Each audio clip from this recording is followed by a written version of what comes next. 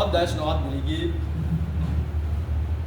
je me réjouis de cette opportunité de pouvoir apporter mon appréciation face à cette thématique.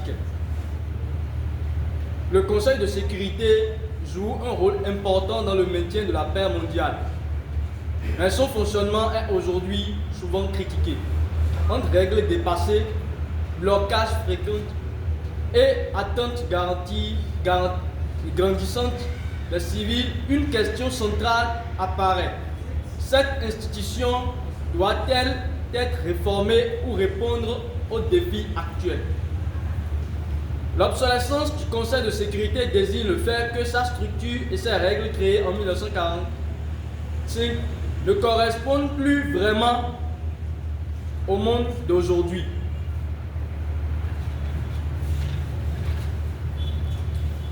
Le débat est ouvert sur l'avenir du Conseil de sécurité et ce débat intervient dans un contexte marqué par une hausse de conflits, des tensions régionales, des menaces nouvelles. Depuis 1945, le Conseil constitue un instrument essentiel de maintien de paix. Toutefois, plusieurs limites aujourd'hui mises en lumière: lenteur décisionnelle, paralysie répétée et difficulté à répondre efficacement aux crises les plus graves. Parallèlement à ces défis institutionnels, les populations civiles subissent de manière directe les conséquences de ces blocages.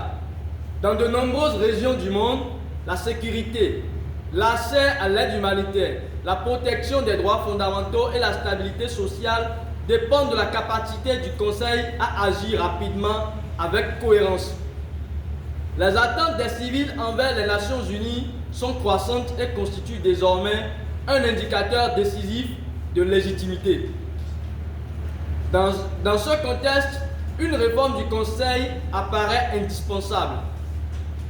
Je soutiens un élargissement du Conseil afin d'améliorer la représentativité des régions du monde et de refléter davantage la diversité des peuples concernés par ces décisions. Une modernisation des méthodes de travail intégrant davantage d'échanges avec les acteurs humanitaires, les organisations civiles et les communautés locales présentes sur les terrains de crise. Une limitation volontaire du recours au veto en cas d'atrocité massive afin de privilégier la protection des civils lorsque leur sécurité est menacée. Ces orientations visent à renforcer la capacité du Conseil à répondre aux réalités contemporaines, crise humanitaire complexe, terrorisme, cybermenaces, impact sécuritaire du changement climatique et nouvelles formes de violence ciblant directement les populations civiles. Je le dis et je le redis. J'appelle le Conseil de sécurité à faire plus d'efforts afin que la représentativité soit vraiment observée. La représentativité de certains pays, de certains continents. Un encadrement du droit de veto, surtout face aux crimes de masse. Et une transparence accrue dans les décisions et leurs applications. Réformer, ce n'est pas renier la Charte des Nations Unies, c'est lui redonner vie afin que l'ONU ne soit plus spectatrice, mais actrice de la paix.